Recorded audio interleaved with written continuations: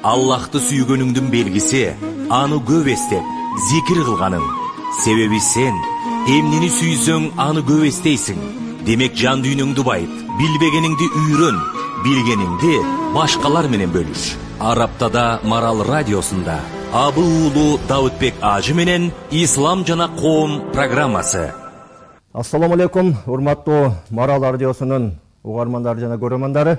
Сиздер менен кайрадан эфирде Ислам жана коом программасы алып баруучу мен Абы уулу Давытбек болмокчумун. Бүгүн сиздер менен баарлаша турган темабыз өлкөбүздө диний адабияттардын калыптануусу тууралуу болмокчу. Бүгүнкү темабызды бизге толук кеңири маалымат бериш үчүн конокторду чакырганбыз. Анда эмесе сиздерди студиябыздын коноктору менен тааныштырып кетсем. Биринчи коногубуз котормочу Сарасеп коомдук аналитикалык сайтынын жетекчиси Өмүр Акунов Эсен агайыбыз келип отурат. Кош келдиңиз. Жана студиябыздын экинчи коногу Дилазык басма үйүнүнүн редактору Асанбаев Насипбек агайыбыз келип отурат.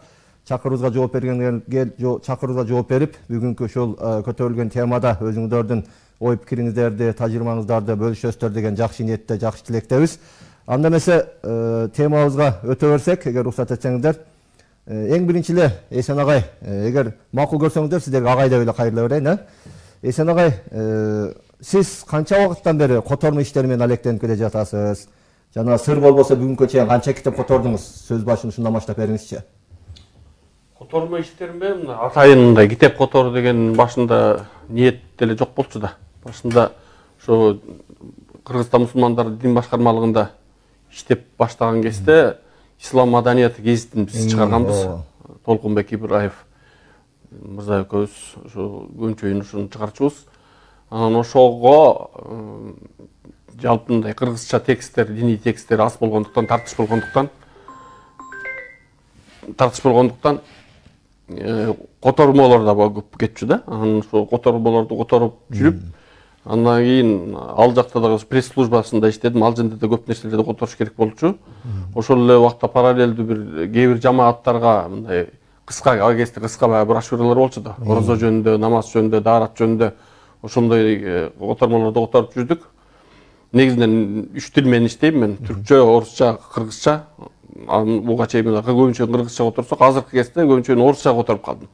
Себеп дегенде кыргыз тилине себеп дегенде биздин Кыргызстанда мындай диний эркиндик жакшыраак болгондуктан, бизде баягы жамааттар арасындагы атаандаштык курч болгондуктан, китеп жаатында да ошондой курч атаандаштык бар. Анан жакшы биз акыркы 5 жылдардан бери аябай жакшы тексттер кыргыз тилинде даярдалгандыктан, ал башка орус тилинде жок нерселер даярдалган, китептер даярдалгандыктан азыр кыргыз тилинен орус тилине которуп, ошол эле Казакстандын, ошол эле Россиянын рыногуна мындай китеп түрүндө, кагаз китеп түрүндө чыкпасак дагы электрондук китеп түрүндө дагы сатылып башталды ошол региондордо. Кыргызча даярдалып, мисалы ошол эле Чубак ажынын видеолорун мисалы Кавказ жактарга чейин орусча которуп көрсөтүп атышпайбы? Ошол сыяктуу эле Чубак ажынын китептерин да орусча которгонбуз. 3 китеп, 4 китеп котордук го ошо. Орусча китеп которулуп, алар дагы ошол сырткы рынокко чыгып атат. Андан сырткары акыйда китептерин Кыргызстанда даярдалган, кыргыз тилинде даярдалган акыйда китептерин которуп атабыз. Андан сырткары ошол пайгамбарыбыздын жубайлары жөнүндө, халифалар жөнүндө, биринчи 4 халифа жөнүндө ошондой китептер дагы орусча которулуп, сырткы рынокко чыгып баштады да. Алар кыргыз тилинде даярдалган болчу, сиздер ошолорду азыр орус тилинде которуп атабыз да. Себеп бизде атаандаштык күчтүү болгондуктан, ал рынокко дагы атаандаштык бар да. Кыргызстандын ичинен орус тексттерин чыгаруу, өзбекчеге которгондор бар, тажикчеге которгондор бар. Азыркы күнү ошол иш стөлүңүздүн үстүндө кайсы китебиңиз которулуп атат? Кайсы китеп? Эң акыркы китептерим ошо Үч энебиздин китебин котордук, Хадиче энебиздин, Айша энебиздин, Фатима энебиздин китебин котордум орусчага. Кыргызча даярдалган. Ийгилик каалайбыз. Чындыгында муфтият тарабынан чыгарылган Ислам маданияты гезити чындыгында убагында өтө жакшы пайдаларды алып келди десек жаңылышпайбыз. Ошол учурда сонун макалалар которулуп, кыргыз тилиндечи. Анан замандын талабы дейбизби, бүгүнкү күндө ал гезиттер чыкпай калды, бирок сайттарга, ушул сот желелерде дагы өздөрүнүн котормолорун жайра кылып атышат муфтият. Ал жагында бир эске сала кетсек, Насипбек агай, сөзүбүздү сиз аркылуу улантып кеткен болсок, Бүгүнкү күндө сиз Дилазык басма үйүнүн редактору катарында. Ушул Дилазык басма үйү тууралуу бир маалымат берип кетсеңиз. Дилазык басма үйү болуп ачылганына 2007 жылда башталган экен. Биз ага кийинчерээк келип кошулдук бул басма үйгө. 2014-тө келип кошулдук. Анан 2007 жылдан бери Дилазык аябай басма үйү аябай көптөгөн диний китептер болсун, адабий китептер болсун, же болбосо мотивациялык китептер болсун, көп китептерди даярдап, которуп, жазып чыгарды. Мындай айтканда азыр 200дөн ашык, 300гө чукул китептин чыгарды да ошол кезге чейин. Мындай айтканда бул Кыргызстандагы алдыңкы басма үйлөрдөн. Алдыңкы басма үй десек эч жаңылбайбыз. СССР тарагандан кийин СССРдин убагында кандай болгон азыр айта албайбыз ал жагын. Анан учурда баягы кыргыз элинде эме болгон да, диний маалымат, диний адабият аябай өксүк болуп турган, жок болчу. Мындай айтканда керек болсо намаз окуганды үйрөнүш үчүн дагы бир адабият керек да балага. Бирок ошол да жок болчу бир кездерде. Анан ушунун баарын толукташ керек болду. Анан ошол менен иштеп башталган, ушул максат менен башталган кыргыз тилиндеги адабият, диний адабиятты көбөйтүү, туура маалымат берүү, динди туура жеткирүү. Болбосо ар кандай агымдар болуп кетип атат, ар кандай радикалдык көз караштар болуп кетип атат. Ошондойго жол бербеген диний комиссиянын дагы эмесин өткөн, элегинен өткөн, дин муфтиятын элегинен өткөн, анан аалымдарыбыз кабыл алган, ар тараптуу иштеген кишилер бар биякта. Керек болсо тил жагынан болсун, дин жагынан болсун, баягы чет өлкөлөрдөн, Арабиядан, Египеттен илим алып келген устаздарыбыз иштейт ал жерде. Анан Кудайга шүгүр ушундай кызмат кылып келатабыз. Жамаатыбызда 10дон ашык 20дай киши иштейт десек болот. Дизайнерлер дагы бул китепти азыр өткөрүш сыртында карап калбады элдерчи, сапатында карап калды. Мисалы ичи жакшы болушу мүмкүн, бирок сырты эптеп болсо ал жагын карабайт. Биз бул бардык жагынан аракет кылып атабыз. Мындай айтканда бардык жагынан алдыдабыз десек болот. Учурда бул китептерди окутуу жаатында да элибизде китеп окуу эмеси да бар, баягы көйгөй да бар. Окуга айт чыккан китептер. Мисалы үчүн элибиз азыр 7 миллион болсо, биз эң жакшы сатканыбыз бир китеп чыгарсаңыз да эми орточо эсеп менен 3000 тираж менен басып сатасыз. Эми жакшы китептер бар, кайра басылган китептер бар. Мисалы Өмүр Баян, пайгамбарыбыздын өмүрү, ислам негиздери, ар бир исламдын үйүндө, мусулмандын үйүндө боло турган китептер да булар. Булар жакшы өтөт, бирок мындан сырткы да китептер болуш керек да. Диний адабият аябай чексиз да. Анан ошонун баарын биз 3000 тираж, 5000 тираж менен чыгарып, ошого араң жетип атабыз. Эмне кылыш керек мун үчүн? Элди окууга кызыктырыш керек. Окууга кантип кызыктырып атабыз? Биз бул жерде конкурстарды уюштуруп атабыз. Буга чейин офлайн конкурстарды уюштуруп келгенбиз. Баягы пайгамбарыбыздын өмүрү баяны боюнча бир конкурс уюштуруп, спонсорлор, демөөрчүлөр таап, байге берип, алдыңкы орун алгандарга умрага чейин жиберип аттык. Андан кийинки биринчи орунда умра, экинчи орунда тигиндей мындай депчи. Акчалай байгелерди коюп, элди окутуп аттык. Анан азыр андан да жакшы жеңил болуп калды. Мурун мисалы ар бир райондун, ар бир областтын центрларында, борборлорунда кишилер барып атайын конкурста өткөрүп, сынак алып, текшерип, мындай түйшүгү көбүрөөк болчу. Бирок өткөрүп келгенбиз ошондо дагы. Кийин мына технология өнүктү, интернет бардык жерге жеткиликтүү болуп калды, элдин баарында телефон бар, смартфондор. Ошондон улам тиркемени иштеп чыктык. Тиркеменин эмеси менен, жардам менен бул иш-чараларды, конкурстарды дагы көбүрөөк кылып атабыз. Мындай айтканда, элге жетүүнүн аракетинде колубуздан келген нерсенин баарын кылып атабыз. Тактап айтканда басма үй жалаң гана китепти которуп даярдап эле чыгарып койбостон, ошол китептерди коомчулукка жеткирүүдө, коомчулукту ошол китепке өзүнө тартууда дагы бир топ иш-чаралар өткөрүлө турбай демек, Биз башка басма үйлөр менен дагы ортодо кандайдыр бир байланышыңыздар барбы? Мисалы Кыргызстанда биз билгенден ошол эгемендикти алгандан кийин, бир 10-15 жылдан кийин дейли, мына мисалы Дилазык 2007 жылдан баштап ишин баштаган болсо, бир топ басма үйлөр бүгүнкү күндө коомчулукта белгилүү да, ошол басма үйлөрдүн өз ара бири-бирине болгон байланышы. Биз бир багытта кетип баратабыз. Алар деле эл дагы артуунун багытында кетип барат. Биз деле эл дагы артуунун, диний маалымат берүүнүн багытында кетип баратабыз да.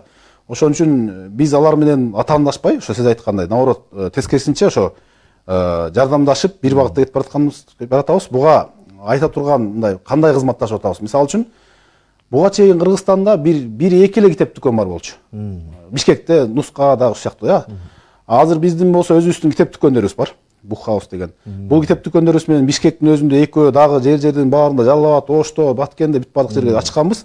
Ошол китеп дүкөндөр аркылуу бардык басма үй менен кызматташып атабыз, мындай айтканда. Алардын китептери коюлуп атат, каалаган баасын сатылып атат, мындай өздөрү берген сунуштаган баасында. Ал жагынан кызматташып атат. Экинчиден биз жана конкурстарды өзүбүздүн эле китептер менен кылбайбыз. Башка басма үйлөр даярдаган китептер да жакшы болсо, аларды да конкурска коюп, аларды биз менен кошо эле өткөрүп, бул иштер аябай эле жакшы жүрүп атат. Анан эми кызматташуу чогуу жүрүп аткандан кийин биз редакциялык жактан болсун, дизайн жагынан болсун, котормо жагынан болсун, баардык жагынан эле чогуу иштешип келатабыз. Мисалы үчүн алар даярдаган китепти биз редакциялап беребиз, биз дагы алар чыгарат ушундай да. Жакшы экен бул тарабынан, бири-бири менен кызматташкан болсо дагы көбүрөөк ийгиликтер жаралат деген жакшы ойлор бар го. Эсен ага айтсаңыз, ушул эгемен өлкө болгонуңуздан 30 жылдан ашып атат да. Ушул эгемендикти алгандан берки жашоодо көз чаптыра турган болсок, өлкөбүздө диний адабияттардын калыптануусу дейбизби, диний адабияттардын коомчулуктагы орду дейбизби, ушул тууралуу бир ой пикириңизди айтсаңыз. Эгемендик алгандан кийин эң негизги, эң биринчи көйгөй бул кыргыз тили көйгөй болду да. Ошонун ичинде кыргыз тилдүү диний китептердин көйгөй болду да. Эң негизгиси ошол болду.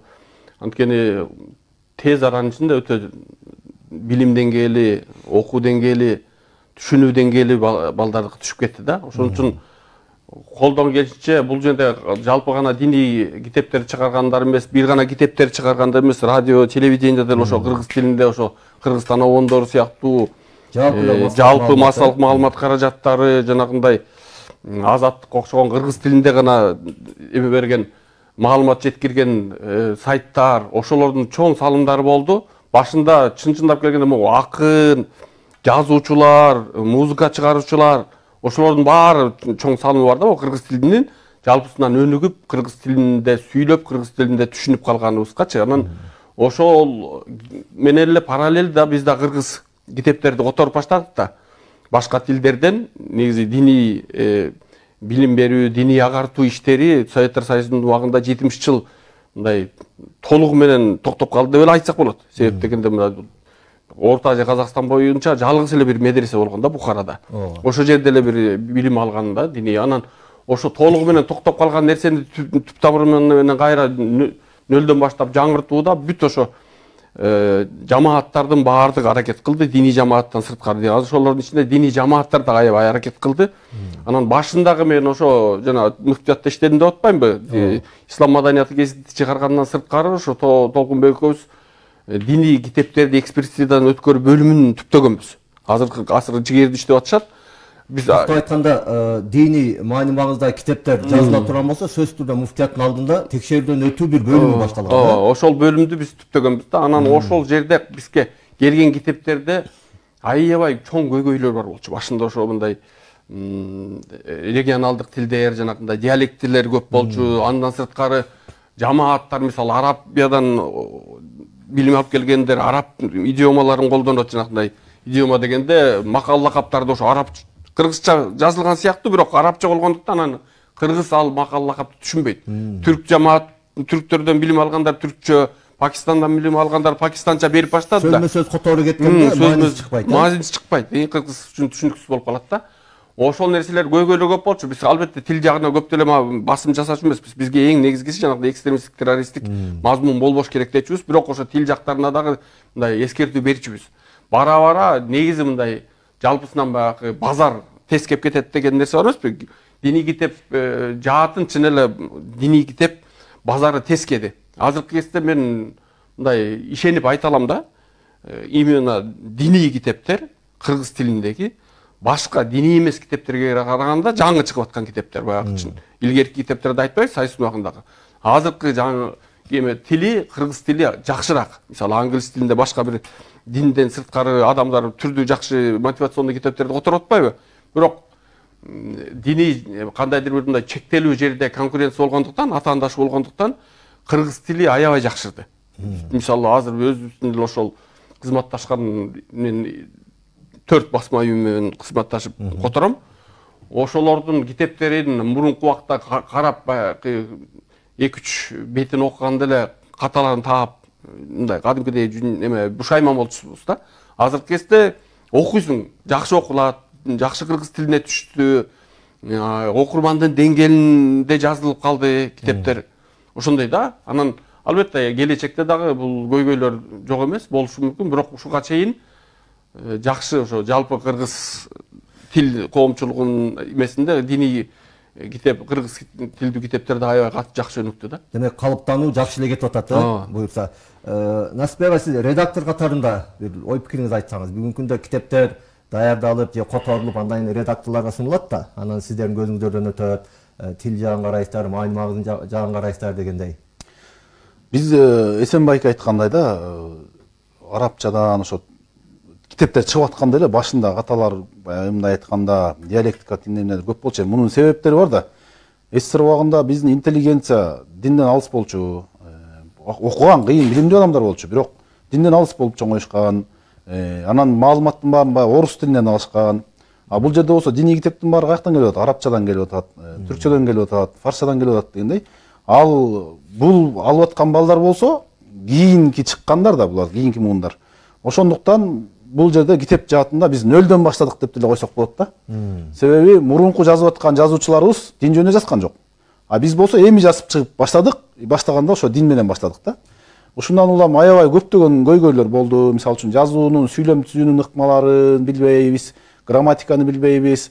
Ал тургай керек болсо ошо сиз айткандай, Эсенбай айткандай, араб тилинде бир макал болсо же бир хадис айтылган болсо ошону кыргызчага жеткирүү. Сөзмө-сөз арабчага отуруп койсо кыргызчага жетпейт. Бул бири, экинчиден ошол диалектикалык маселелер, диалектизм деп коет, жергиликтүү говорлор менен жазгандар. Ушул көйгөйлөр азыркыга чейин бар, бирок ошолорду тууралап бир топ оңолуп калды. Жетишкендиктер бар аябай эле, көп эле. Дагы кандай маселелер бар? Ошол китептин ээлери сиздердин текшерүүңүздөрдөн өткөндөн кийин ар кандай болот да, мисалы көп оңдоп салыпсың же болбосо ооба жакшы оңдопсуң дегендей. Бул мындай да, буга чейин бар болчу, баягы редактордун деле кереги эмне дегендерчи. Корректордун кереги эмне, дизайнердин деле кереги эмне деген сыяктуу. Дизайнер эмне сыртын эптеп жасап койсо, баягы СССР убагында чыкчу эле китептер чоң, же ак же көк же шымкы эле жашыл кылат дагы бир атын жөнүн жазып коет китепти. Азыр болсо бүт баарын карап атпайбызбы? Анан ошондон улам баягы редактордун ишине маани бербегендер бар болчу, корректордун ишине маани бербегендер бар болчу. Бирок азыр Кудайга шүгүр, редактор керек экен, адам өзүнүн катасын көрбөйт экен. Мисалы мен деле өзүм укмуш редактор болгон мен өз катамды өзүм көрбөйм. Менин катамды башка бирөө окуса ошол көрөт, анан ошол жерден талкуулашып иштеп атабыз. Мындай айтканда, азыркы китептер мурун бир эле китеп жазып туруп эле чыгарып аткан болсо, азыр 2-3 колдон өтүп, 2-3 кишинин көз карашынан өтүп, бирөө коррекциялайт, бирөө редакциялайт, бирөө дагы диний көз карашын айтат, бирөө түздөйт. Ушундай болуп анан чыгып атат. Мындай айтканда жолго коюлуп калды. Эсен агай, айтсаңыз, ушул даярдалып канча мээнеттер менен даярдалып ортого даяр болгон адабияттарыбыз, китептерибиз бүгүнкү күндө коомчулукка мындай өз убагында эле жетип атабы, же китептер даярдалып 2-3 жыл туруп калган учурлар болобу, мүмкүн басмаканадан басылбай же демөөрчү табылбай дегендей, кандай дейсиз? Эң негизги фундаменталдуу нерсе албетте окурмандардын базасынын аздыгы болуп атат да. Насбек айтпадыбы жанагындай, орто эсеп менен жакшы китеп 3000 менен чыгат. Кээде андан көп чыгышы мүмкүн, бирок басылмалары көп, кээ бир китеп көп болушу мүмкүн, кээ бир китептердики аз. Анан ошо которулган китептер, мен мисалы 25 китеп которсом азыркыга чейин, ошонун 5 чыга элек азыр. Себеп дегенде басма үйлөр дагы өздөрүнүн кирешесине кайра жаңы китеп чыгарат да. Алар баардык эмелер, төлөмдөр бар, салыктар бар, башка аренда акчалар эмелер бар. Ошон үчүн окурман базасын кеңейтүү маселеси өтө көйгөйлүү да. Анан буга чейин Насбек айтып кеткендей, конкурстар менен биз ошондой базасын көбөйтүүгө аракет кылдык. Насбек менен ошо пандемиядан мурун дагы биз 2 фонд катары кызматташканбыз. Биздин үй бүлөбүздүн, ата-энебиздин атынан бир фонд бар болчу. Насбек өзү китеп билим булагы деген фонд түптөгөн. Насбек мисалы бизге долбоор алып келди. Биз өзүбүздүн айылдагы 4 эмени классты каржыладык да. Насбек нөлдөн бир китептерди түзүп чыгып, ар бир класстын жанагындай эмесин, возрастной психологиясы болот да, баланын ошого жараша, деңгээлине жараша конкурстарды өткөрүп, анан бул кандай кечиресиз, диний маани маңызда китептер беле же? Жок, бул именно диний маалыматты алыш үчүн биринчи кыргыз тил маалыматын алыш керек, кыргыз адабиятын сүйүш керек, китепти сүйүш керек да. Ошол жерде өзүм айтып кетейин, бул биз баягы иштеп жүрдүк, чыгарганбыз, китептерибиз чыгып карабыз, өтпөйт, окулбайт. Анан бул көп ойлондум да, мындай эмне кылсак, канткенде бул окурмандарыбызды китеп окууга көндүрүш керек турбайбы? Эң биринчи маселе ушул болуп чыкканын байкадым да. Анан ушундан улам буларды кантип көндүрөбүз? Мисалы үчүн мугалимдерден баштайбызбы же чоң кишилердин ата энесинен баштайбызбы деп анан бул китеп окуу маданияты негизи эле эмеде калыптанат экен да, баягы бала жеткинчек жаш кезинен баштап элечи. Мындай айтканда баштапкы мектеп класстарынан башташ керек экен деп анан башталгыч мектептерге китеп окутуш керек турбайбы? Аларга китеп окутуш үчүн алардын алдына барыш керек турбайбы деген маселелер менен пайда болду. Эң биринчи ушул FM байкелер менен баштаганбыз. Ушул кишилерге айтып, момундай кылбайлыбы? Балдарга деген дароо эле оор китептерди берип салсаңыз, китептен такыр тажатып аласыз. Аларды кызыктырыш керек. Наоборот, тескерисинче ошо китеп окуу адатын пайда кылыш керек. Китепти сүйдүрүш керек аларга. Анан эмне кылып сүйдүрөбүз? Балдар үчүн эмне? Баягы эле жомок китептер, баягы жеңил тексттер менен жазылган жомок китептер керек экен. А базарга барып карап көрсөңүз, биздин кыргыз эл жомоктору деген китептер бар экен. Анын сөздөрү оор, архаизмдер колдонулган китептер да, мындай айтканда.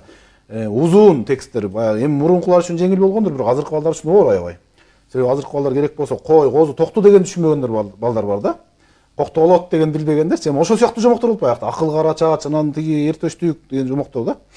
Анан буларга жаңы балдарга ылайыктуу кыскараак, баягы жандуу эме бар, окуялар бар, динамика бар, ушундай жомоктор керек деп, анан негизи эле жомоктон башташ керек экен деп, анан карасак базарда ага ылайыктуу китеп жок. Анан өзүбүз китептер түзүп чыктык, мындай жомок китептер мындай кылыпчы. Бул мен бирөөнү алып келдим, калгандары да калды. Анан ушулар менен балдарды китеп окууга тарталы деп, ар бир айылдын өзүнүн бир жок дегенде бир 2 классын окута турган демөөрчүсү чыкса керек деп байкелерге айрылсак булар жакшы. Ата энесинин атынан түптөгөн фонддор бар экен, бир туугандардын. Ошол байкелер баштап беришти. Демөөрчү китептерин алып беришти. Ошентип айылдарга чейин барып, балдарга китеп окутуп, мисалы үчүн ошондо сиздер азыр демөөрчү катарында китептерди сатып алып, балдарга тараттыңыздарбы окуугаларга? Жок, мындай кылдык. Биз могу китептен 20 алабыз. Бир класска барып сүйлөшөбүз, 2-нчи класстардан баштап аттык да. 2-нчи класста 25 бала болсо, 25 китепти алып барабыз.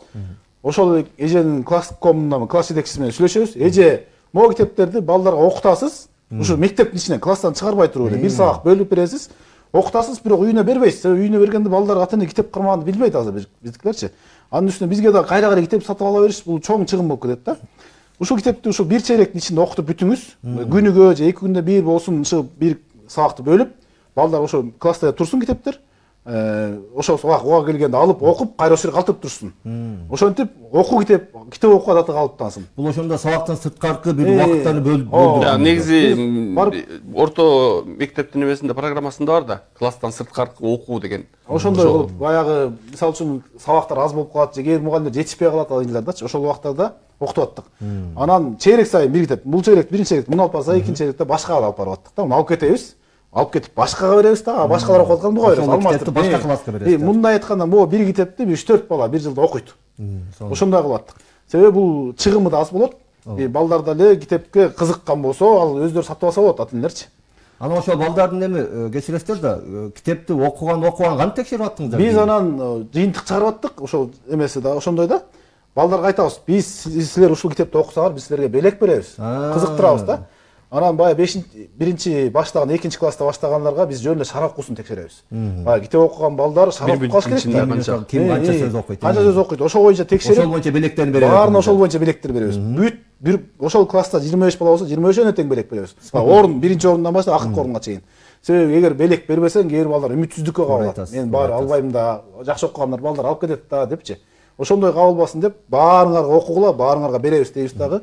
Мейли жарымын окусун. Жана Советтер Союзунун убагындагыдай Аяз атанын чоң мындай белектер болчу го, таттуу паттуу. Ушуну кышында бир, анан жайында каникулдун алдында бир, 2 жолу конкурс өткөздүк. 2 чейректе бир конкурс өткөрүп аттык. Кышкы каникулдун алдында бир, анан жайкы каникулдун алдында бир. Бул мектеп жетекчилери кандай кабыл алды ушул иш-чараны? Аябай эле сүйүнүп кабыл алышты, аябай жакшы кабыл алышты. Анан ал тургай эмеси да билинди, натыйжасы дагы. Себеби бизде 2-нчи класс окуган баланын китеп окуу деңгээли, шар окуусу мисалы үчүн минутасына 80 сөз, 60 сөз окуш керек экен. А бизде баягы китептер, кызыктуу китеп жок, бала кызыкпайт китепке, эч ким баягы дем бербейт, мотивация кылбайт. Ошондайынан балдар китептен алыс экен да. Мындай айтканда, окуй турган китеп деле жок экен. Айылдын мектептеринин китепканасында деле китеп жок экен. Бирок бул долбоорду сиздер канча мектепке ошондо уюштуруп алдыңыздар? Биз бул долбоорду 20дай мектепке жеткиргенбиз, пандемияга чейин. Анан пандемияда токтоп калганбыз. Азыр жокпу бул долбоор? Уланбайт. Эми кайра баштап келатабыз. Бул долбоор сөзсүз улантыш керек деген сунушту айтмакчымын. Жана мүмкүн болушунча мамлекеттик деңгээлде бир көтөрүп чыга турган чоң бир долбоор катарында кабыл алсак да болот. Кошумча да айтып коеюн, неме биз именно каражат жагын эметтик да, каржыладык да. Ошол эме фондтордагы кичинекей бир фонд болсо же болсо бир адам деле бир класстı алып коюп атты. Ошондой жакшы эмелер болот да. Анан натыйжасын бергенде дагы бир мектептен, 2-3 мектептен биз эме алдык, реакция алдык. Ошол китеп окуган класстар 1-2 жыл катары менен окуп калды да. Кадимкидей ОРТС да жакшы болуп, анткени баардык ийгиликтин түбүндө тил турат да. Бир нерсени окуй билүү, анан ошону түшүнө билүү, анан түшүндүрө билүү.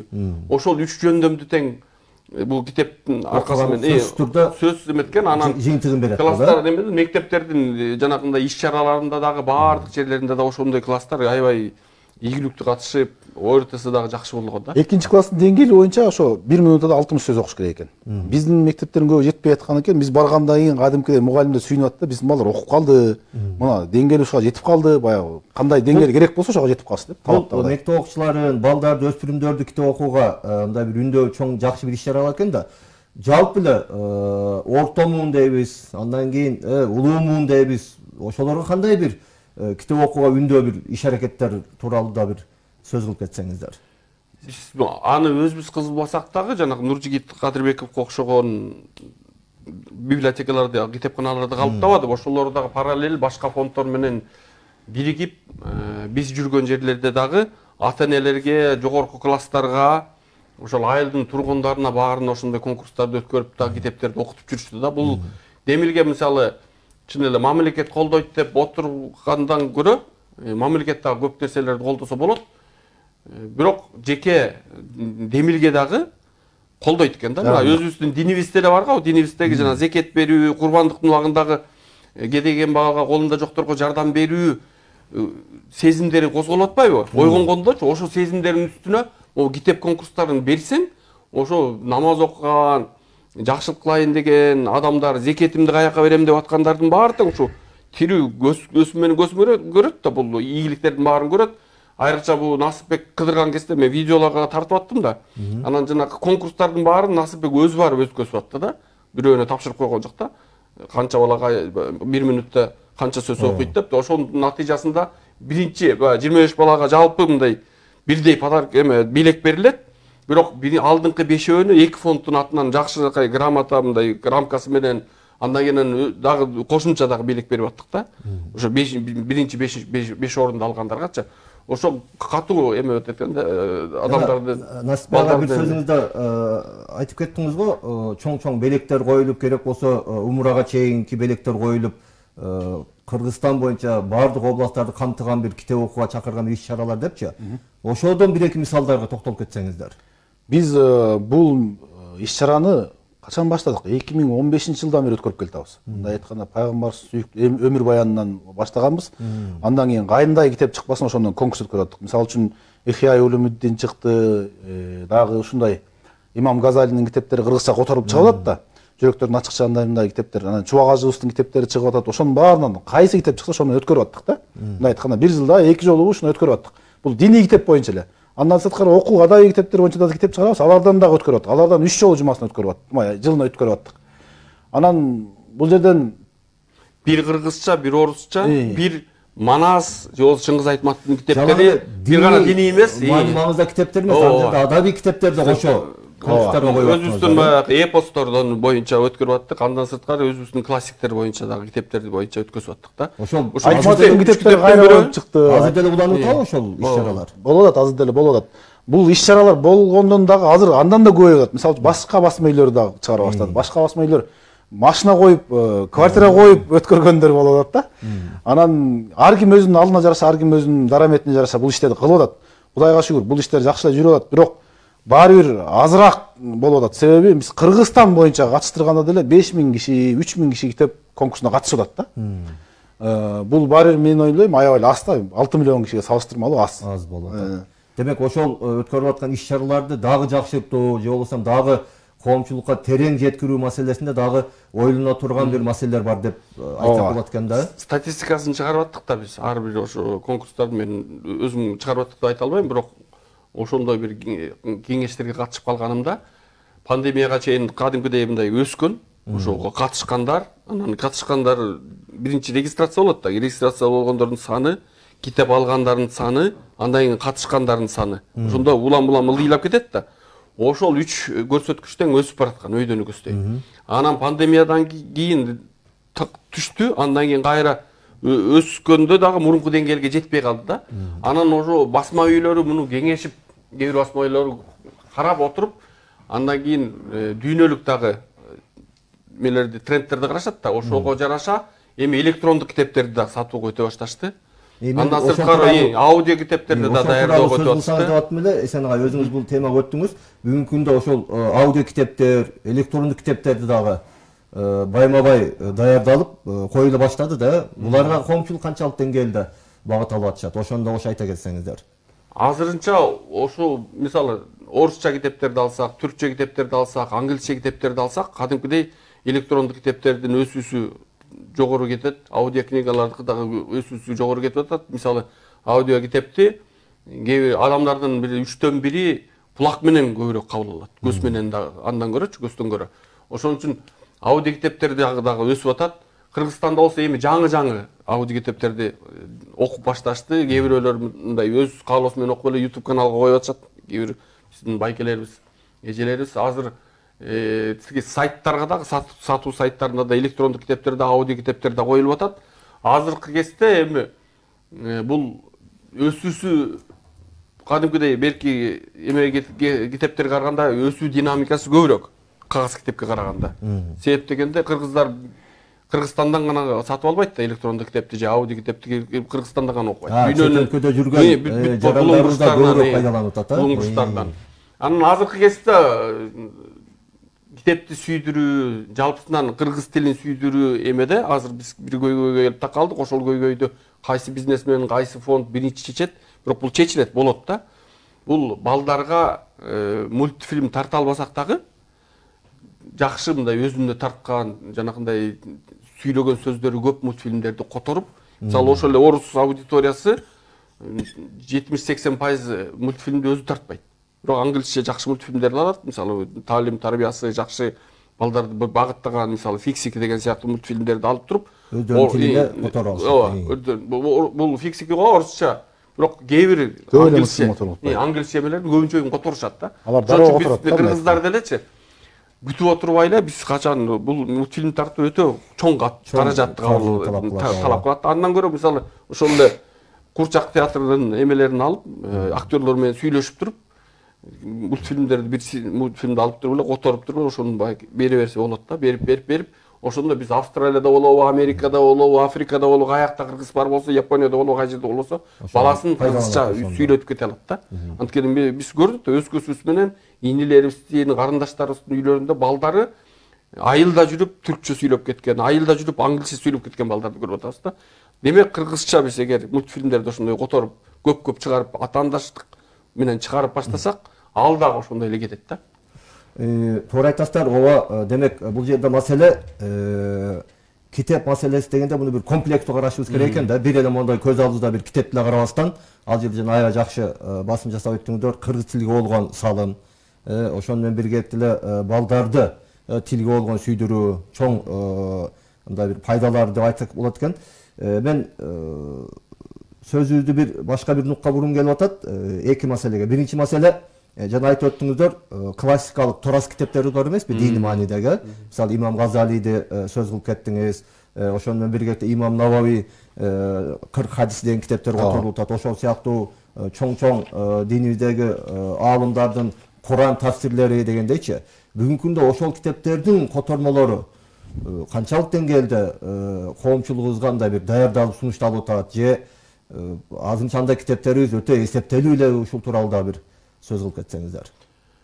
Кыргыз коомчулугунун, кыргыз мусулмандардын талабына жараша китептер которулуп атты, анан деңгээлине жараша да которулуп атты да. Китеп неме дүкөндөрүнөн өтүүсүнө жараша дагы китептер которулуп атты. Ошон үчүн мисалы Чубак ажыныкындай аябай сөзмөр адамдын жана мусулмандардын актуалдуу суроолоруна берген жооптору аудио болуп, видео болуп, ошо видеолордон, аудиолордон китеп болуп которулуп, аны айтып атпайсызбы?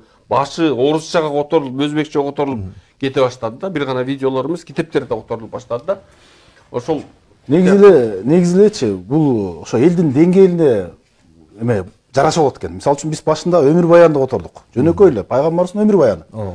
Ошол китептин келе атканбыз. Андан кийин ислам негиздери, мисалы үчүн ыйман кантип келтирилет, орозо кандай кармалат, дарат кантип алынат, ушул китептер кетип атты. Андан кийин аялдар үчүн зарыл китептер деген китептер кете баштады. Анан ушинтип отуруп азыр грамматика, сарф китептери чыга баштады. Фикхул акбар, мисалы акыйда маселелери чыга баштады. Кыргыз тилинде ошолор мындай айтканда элдин деңгээлин өсүп келатканын да ушундан билсе болот. Эми бара дагы кандай китептер чыгат? Балким дагы тереңдесек, элибиздин окуу эмеси, деңгээли, динге болгон талап деңгээли өссө, биз деле алдыга кете беребиз. Биз ошого жараша да биздики дагы. Бирок мындай бир алдыга котормочу катарында, китеп даярдоочулар катарында, жана айтып өтпөйм, кайра ошол суроомага кайтым келип атат да. Имам Бухаридин мисалы сахих хадистердин жыйнагын кыргыз тилине которуу маселеси, же болбосо бир көлөмдүү бир Куран тафсирин бир кыргыз тилинде которуу бир маселелеринде, эгерде сиздер тарабынан бул даярдалып башталган болсо же даяр болгон болсо, коомчулукка жетүү маселесинде көйгөй эле жаралып калышы мүмкүн деп атасыздар да. Кыргыз мусулмандар азыр өздөрү динге келди да. Анан азыр кийинки муунга ошо дин муунубуз, кийинки муунубуз. Азыркы кездеги мынчалык жанагы интернеттен кирип аткан маалыматка биздин диний маалымат ошончолук жеңил, ошончолук түшүнүктүү, ошончолук кызыктуу болуп, ошого атаандаш алабы деген көйгөй турат алдыдачы. Ошондуктан сиз айткандай жанагы тураси китептер деп атпайсызбы? Ошонун ичинде мисалы Кутубул Ситта деп коебуз. Хадистердин 7 негизги 6 жыйнагы. Негизги 6 жыйнагын которуш керек. Себеп дегенде мен эмнени азыркы кезде энелерибизди, 3 энебиздин өмүр баянын котордум деп атпаймынбы? Азыр Абу Бакыр Сыдыктын радиаллаху анху өмүр баянын которуп атам да. Бул жерде эң жетишпеген нерсе, биз мындай ал китептерди окуганда кандай да болсо дагы мындай тирүү адам көрөт экенбиз да. Буга чейинки мындай кандайдыр образ, идеал, шаблон сыяктуу мындай кызыксыз болуп калат да көбүнчөйүнчү. Хадис келет, эме келет. Хадис бир темага берилет, ал темага бир хадис берилет, бирок ошо хадис кайсы окуяда кандайга эмне болуп, ушул мындай эме жок да. Мисалы Теңири Манас деген китеп бар да. Ошол Манастын 3 негизги манасчынын китептерин окуп туруп биз алабыз, сонун кылып роман кылып жазып чыккан да. Ошол сыяктуу Кутубул Ситтада эгер биз кыргызча которсок, кыргыз мусулман окурман ошону окуса, биз үлгүрбөсөк дагы, биз балким бир аңгеме жазып калышыбыз мүмкүн. Бир сахаба жөнүндө, бир сахабанын бир окуясы жөнүндө бир аңгеме жазганга үлгүрүшүбүз мүмкүн. Возрастыбызга жараша. А кийинки муун повесттерди, романдарды жазат да. Ошондо биздин келечектеги мусулман жаштар, азыркы биздин неберелер ошол китептер менен чоңоюшу керек да. Себеп дегенде тиги өтө мындай коюу, анан таттуу бал да. Жана Кутубул Ситта китептери, Курандын өзүнүн аяттары өтө оор келет да. Мисалы аны деген мындай соонун бир ичимдик кылып, мустак сууга, салкын сууга кошуп берип ичилиш керек да. Мал боюнча жедирип атып, биз мисалы өзүбүз жей элбей калдык. Балдарды жөн эле коебуз да. Жанагынча сырттан келип аткан конкуренттүү маалыматтыкка алдырып ийип атабыз да. Ошон үчүн сиз айткандай бул өтө актуалдуу нерсе. Бул сөзсүз болот да. Чындыгында азыр Курандын тафсири кыргызча которулуп бүтүп калды. Мындай айтканда азыр которулган, текшерилген, редакцияланган бар, аны канча алымдар караш керек. Ал канча да Курандын тафсири да Дилазык басма менен которулуп бүтүп калып, азыр бул эмеде турат, дизайнердин ишинде турат. Дизайнды да кылыш оңой эмес экен. Бул канча салмактуу китеп, бул жөнөкөй китеп эмес. Чат-пат кылып жазап сала албайсың. Ар бир бетин өзүнчө келтириш керек, арабчасын тушташ керек деген сыяктуу. Бул ошол оор маселе экен. Буюрса жакын күндөрдө окугандарга жетип калат деген үмүттө тилектебиз. Бүгүнкү баарлашуубузду ушул суроо менен жыйынтыктайын деп турам. Чет өлкөлүк мындай бир аябай белгилүү болгон окурмандарга, ушунчалык миллион окурмандарга жеткен кээ бир китептерди, романдарды кыскартылган иретинде Эсен агай которуп, анан кийин кыргыз тилинде, орус тилинде жарыя кылып атасыздар да. Мен эмнени айтайын деп атам? Жанагы автордун акысы деген бир маселе бар го. Ошондо котормочулар ушуга канчалык деңгээлде көңүл буруп атышат? Мен өмүрүмдө мындай буйрутма албай бир китеп котордум да. Жана Тара Вестовердин окуучу кыз деп азыр сатылып атат, кыргызчасы. Орусчасын ошо мен англисчем жок болгондуктан орусчасын окуп алып, андан кийин ага чейин бир изилдөөгө катышкам, 12 күндүк изилдөөгө катышып, ушундай мындай радикал, исламды радикалдуураак кармалып кеткен бир жамаат жашаган бир айылга барып, ошону көрүп келип, андан кийин беркин окуп алып, ошо Тара Вестобердин атасы жөнүндө жазган да, өтө мармондор, христиан мармондор динди өтө катуу кармаган, балдарын ал жерде мисалы биздикилер мектепке эле бербей коюп атса, тиги метрикке да албай койгон да. Азыркы күндө ушул убакта Америкада болуп аткан окуялар жөнүндө жазылган. Азыр ал Тара Вестобер бир 38 жашка чыккан эле, азыр Кембридждин, Оксфорддун профессору да. Анан ошону которуп баштагандан кийин анан ойлонуп баштадым да, муну мен которуп атам, мен ким чыгарат муну деп, анткени өз каалоом менен которуп баштадым да, актуалдуу экенин түшүнүп турупчу. Анан бир басма үйлөргө бир-экөө эместен бирөө алды. Алып тургандан кийин анан барып ар бир ошо Тара Вестобер менен жазышып атып, уруксатын, китептин уруксатын алды. Андан кийин сыртындагы китептин сүрөтү бар экен да, дизайны. Дизайнын дагы ошо өзүнчө акчага сатып алышты. Ошентип автордук эмесин алып, анан чыгарышты да. Башкача айтканда, бул басма үйдүн жоопкерчилигине жүктөлгөн. Ооба. Негизи ошол авторлор берип атканда биз мындай уурдап, уруксатын албай туруп китеп чыгарбайбыз өзүбүзчү. Же сөзсүз автордун уруксатын аласыз, же болбосо ошо автордук укук кимде болсо, кайсы басма үйдө болсо, ошол менен иштешебиз. Мындай айтканда, көчөдөгүдөй эле болуп, тигиникин ала калып, адам акысы деген бар бул жерде. Өзүбүз ошо диний китеп чыгарып атсак, кайра ошого кирип алсак, туура эмес болуп калбайбы? Биз баарынын уруксатын алып, уруксаты менен иштешип келатабыз. Анан кээ бир чыгармалар бар, баягы элдикке айланып калган. Мисалы үчүн дүйнөдө ушундай бир стандарт бар. Автор өлгөндөн кийин, 70 жылдан кийин анын чыгармасы эркин. Ушундай чыгат да. Мисалы үчүн акыркы эле Жорж Орвелдин китептерин которуп атабыз. 70 жыл кечээ жакында эле болду. Андай басып баштады элдин баары. Бирөө айтат, буга чейин бир эле басма үй басылып келаткан болсо, түркчө окшойт да, ошону айтып атат. Ошол 70 жылга толгондон кийин 15 басма үйдөн чыгып баштады ал дейт да. Ошол сыяктуу биз баардык нерсени уруксаты менен чыгарабыз. Анан ар бир автордун өзүнүн талабы болот. Мисалы үчүн кээ бир авторлор 10% гана өзгөртүүгө укугуң бар. Кээ бир айтат, каалагандай отура бер деши мүмкүн. Кээ бир болсо текшерем кадимкидей. Эгер 10%ден ашык өзгөртүп ийсең же кыскартып ийсең, соттошобуз.